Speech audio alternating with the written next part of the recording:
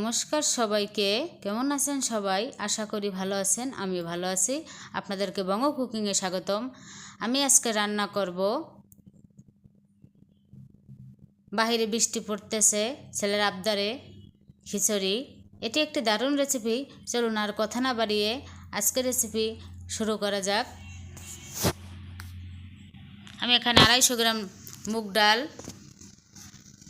একটা ডেক্সি পাতিল বসিয়ে, যে পাতিলে আমি খিচুড়ি রান্না করব ওই পাতিলে ভালোভাবে ভেজে নিলাম। চুলার জাল অল্প আঁচে রেখে আস্তে আস্তে করে ভেজে নিলাম। ভাজা হয়ে গেছে, এখন ডালটা ঢেলে নিলাম। ডালের ভিতরে আমরা যে ভাত রান্না করে খাই ওই চালটা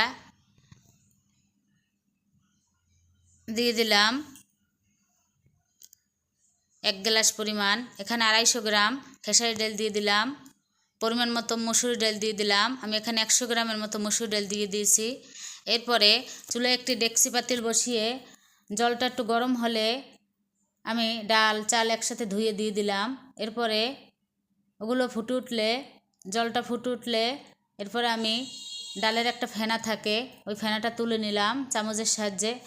এরপরে প্রায় 5 মিনিট জাল করার পরে আমি পরিমাণ মতো কাঁচামরিচ কেটে দিয়ে দিলাম, স্বাদ মতো লবণ দিয়ে দিলাম,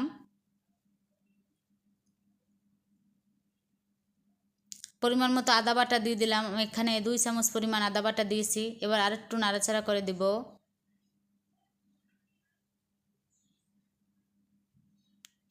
এরপর আবার 5 মিনিট পরে আমি পরিমাণ মতো হলুদের গুঁড়ো দিয়ে দিলাম, পরিমাণ মতো জিরের গুঁড়ো দিয়ে দিলাম, পরিমাণ মতো ধনিয়ার গুঁড়ো দিয়ে দিলাম।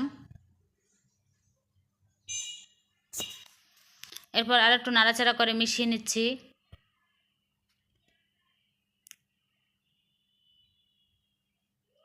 আমি প্রায় 30 মিনিটের মতো রান্না করে নিয়েছি।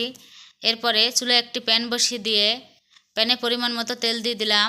তেলটা গরম হলে কয়েকটা শুকনো মরিচ ছিঁড়ে দিয়ে দিলাম, কয়েকটা তেজপাতা দিয়ে দিলাম। এরপরে ফোড়নে দিয়ে দিলাম 5 ফোড়ন।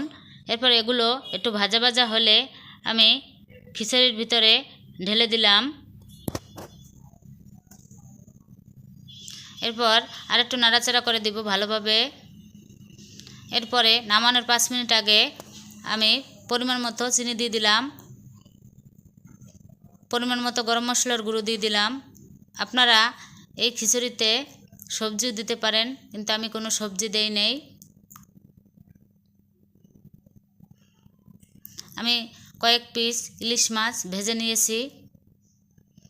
তৈরি হয়ে গেল দুর্দান্ত স্বাদের খিচুড়ি ও ইলিশ মাছ ভাজা। ধন্যবাদ সবাইকে। আপনারা এভাবে খিচুড়ি আর ইলিশ মাছ ভেজে খেয়ে দেখবেন। ভালো লাগলে লাইক, কমেন্ট, শেয়ার ও সাবস্ক্রাইব করে পাশে থাকবেন। ভালো থাকবেন। খুব তাড়াতাড়ি দেখা হচ্ছে বঙ্গ কুকিংয়ের নতুন আরেকটি রেসিপিতে।